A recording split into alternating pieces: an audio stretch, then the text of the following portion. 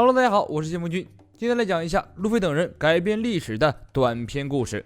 这一天，草帽一伙正在海军的追击中慌忙逃跑。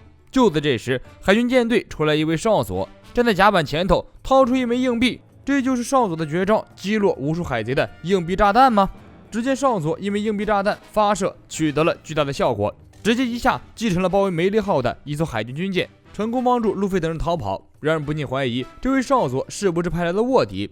随后，路飞等人赶紧趁机登陆岛屿，结果刚一上岸，就有人要征收船只停泊的税务。就在气氛非常紧张的时候，路飞想到有吃的，赶紧带队冲了过去，只留下被踩晕的收税人。就在这时，罗宾和乌索普被叫住，山坡上站着一位背着仪器的奇怪老人，询问众人有没有看见七彩的雾。这一下引起了罗宾的注意。罗宾把那位老人带到饭店里，让乌索普请客。老人说自己叫做亨佐，自称是研究彩虹雾的天才专家。此时的罗宾拿出一本40年前的书询问，说道七彩之雾是号称众神居住庭园的黄金国入口。老人面色凝重地说道，有无数人进去探险，结果最后却离奇消失了。这时候门外鼓声响起，由市长儿子带领的征收队如同抢劫一般开始收各种苛捐杂税。市长儿子还警告亨佐不要花着纳税人的钱，研究反而没有任何突破。由此可见，亨佐在这里并不受欢迎。此时的山治正在陪娜美逛街大献殷勤，可怜的乔巴只能在中间拖着货物。就在这时，出来一队人马，发现这3个人就是逃税的刁民，于是开始对3人发起进攻。山治赶紧担负起保护娜美的责任。看着勇敢的山治，娜美嘱咐一定要小心，不要弄坏了买的东西，很贵的。一个人上半身穿着奇怪的发电装甲向山治冲来，山治上前一脚，居然被电流打到了地上。原来是有2个人通过人力蹬健身自行车发电。就在这时，突然传来海岸出现一艘帆船的消息。亨佐激动地发现，那是一艘50年前曾经在此航行，名叫塔里耶星号的旧船。亨佐立马开着拉风的水上潜艇去往旧船。此时的山治在接受了人力发电的洗礼之后，终于发现机器的攻击距离是有限的，于是带着娜美和乔巴成功脱身。走到岸口，却发现梅利号已经不见了，这是怎么回事？原来是亨佐和路飞3人用梅利号登上了那艘旧船。亨佐焦急地呼唤着同伴的名字，却发现船上空无一人。但是诡异的是，船上似乎刚刚还有人生活着。就在这时，亨佐的探测仪器发出了巨大的反应，原来是七彩雾出现了。亨佐赶紧借用路飞的黄金梅利号起航，已经睡着了的索隆丝毫没有知道发生了什么事情。梅利号带着众人冲进了七彩雾之中，在航行一段时间之后，发现这里全都是船的残骸。在罗宾的询问下，老人说出了这个令人恐惧的名字——艾普斯康萨德，有来无回的船的坟场。可就在众人万分紧张的时候，路飞却兴奋地欢呼了起来，在那里大声呼喊幽灵船长。罗宾根据书中的记载说到，七彩之雾那边是令人向往的乌托邦，却被亨佐说是那是以讹传讹。自己之所以忍受非议要研究七彩之雾，目的就是为了救出闯入雾中的朋友。就在这时，路飞和乌索普在沉船中发现了许多财宝，可是众人还没高兴几秒，就传来如同鬼魂那样的警告，让路飞把财宝还回去。紧接着出现了许多漂浮在空中破了2孔的白布，随后一支箭差点射中睡觉的索隆。路飞赶紧冲过去发动攻击，却发现白布下空无一物。这时罗宾冲着箭射来的方向一看，才发现在汽船那边似乎有人影闪动。在一阵骚乱之后，一帮熊孩子冲了出来，成功的把一直在睡觉的索隆吵醒。亨佐看见那些孩子居然能说出他们每一个人的名字，还能清楚地说出孩子们手里的道具就是自己曾经的手笔。但是孩子们却对亨佐非常戒备，立马使用烟雾弹撤离。此时浑身颤抖的亨佐终于对路飞等人说出了当年的事情。那些孩子是他童年的玩伴，亨佐和孩子们成立了南瓜海贼团，打算将来做一位出海冒险的海贼。但是突如其来的海贼入侵打破了这份平静。等到众人回到居住的镇子里时，发现那里已经是火海一片。海贼团的团长在烈火中发现了孩子们，众人赶紧飞速逃跑。由于船只已经被海贼损坏，孩子们只能逃上海贼的帆船。在船上，孩子们海贼团首领产生了激烈争斗，与其他海贼在岸上发动进攻，船上只有一个看守的手下。此时海岸上突然出现了七彩的雾，海贼立马赶紧逃离，因为一旦进入七彩雾就会一去不回。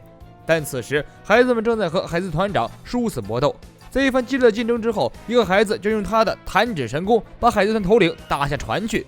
但是年少的亨佐也在争斗中掉下船来。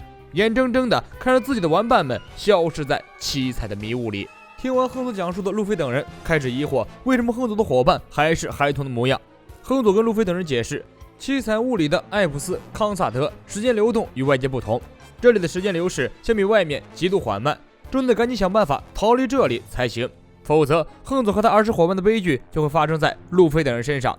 此时锲而不舍的市长儿子终于驾驶着亨利制造的发电机甲追上山治等人，正当山治准备殊死一搏时，突然旁边射来一枚金币，这正是之前用一枚金币炸弹帮助路飞等人逃走的海军。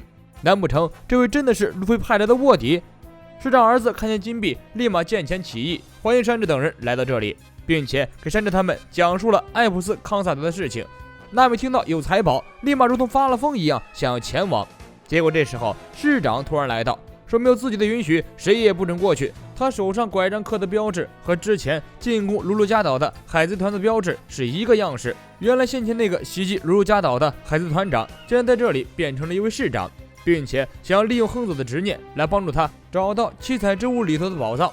此时的亨佐从与伙伴们时光错位的噩梦中醒来，突然发现无论怎么样前进，都只会在原地不停打转，到头来还是会回到原处。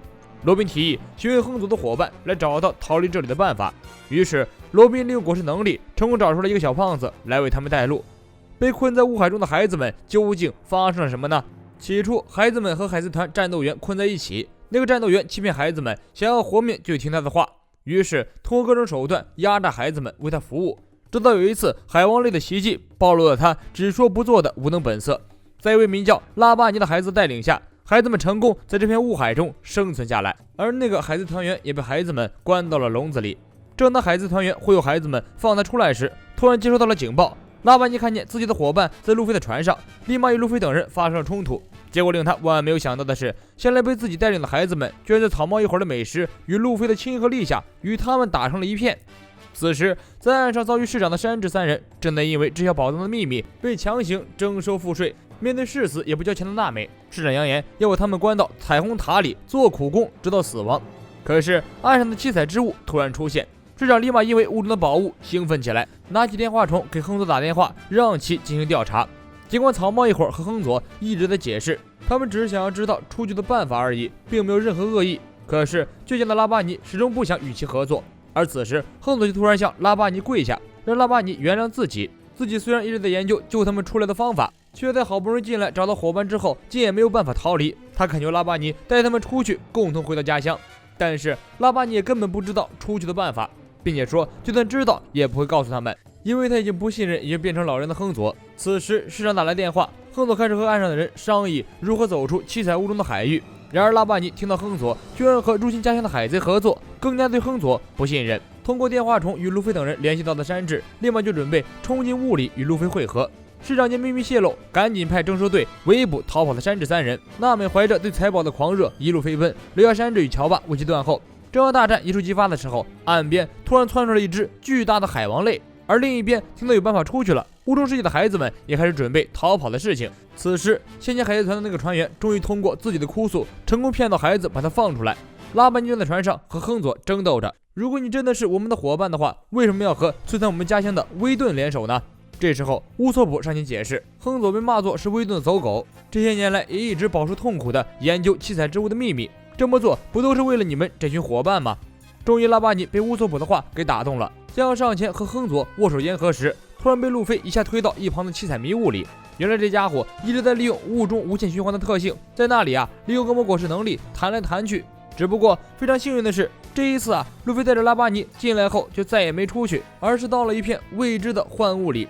此时岸上的娜美正在一边驾驶小船一边躲避海王类的攻击。就在千钧一发之际，又是岸边那位使用硬币炸弹的海军埋伏在暗处，帮助娜美打跑了海王类。娜美见状立即扔出亨佐先前制作的安全装置，把绳子的一头拴在自己身上，另一头扔给岸边的山治和乔巴，随后便只身前往七彩雾里。威顿见状立马穿上了奇葩的火焰机甲，开始与岸上的山治和乔巴抢夺另一头绳索。此时路飞正在和拉巴尼一路狂奔，听到路飞正在凭直觉瞎跑后，拉巴尼痛苦地跌坐在地上。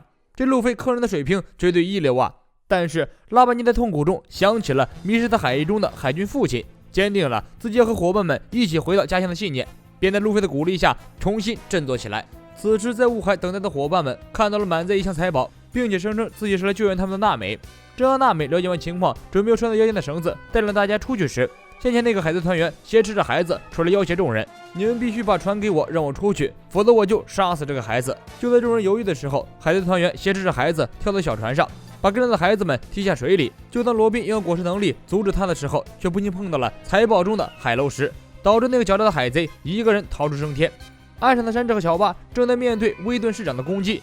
人家威顿市长毕竟有装甲在，再加上祖孙3代都在那里，山治和乔巴很快就被火焰和电击击倒在地。这时七彩雾中的海贼也划船从雾中出来，一下子把之前威顿船长的孙子看成自己的船长。在经历了祖孙3代的认亲过后，威顿船长从自己50年前部下的口中得知了七彩雾中的信息。雾中娜美等人虽然救上了刚才落水的孩子，但是却失去了逃出去的机会。就在众人争论该如何出去时，孩子们想起来，如果拉瓦尼在的话该有多好。但此时的拉瓦尼已经在路飞的坑害下，在无尽的幻雾中走得精疲力竭。但是就在他累到瘫倒在地时，前方仿佛出现了父亲的身影，并且闪出一道亮光。两人向着亮光跑去，终于冲了出来。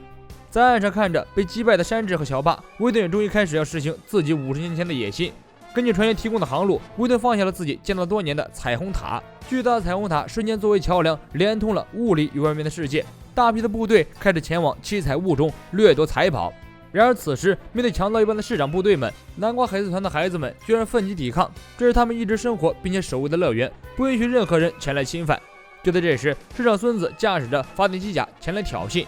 憨憨索隆拿出剑来，自信满满的说要把电给劈成2半。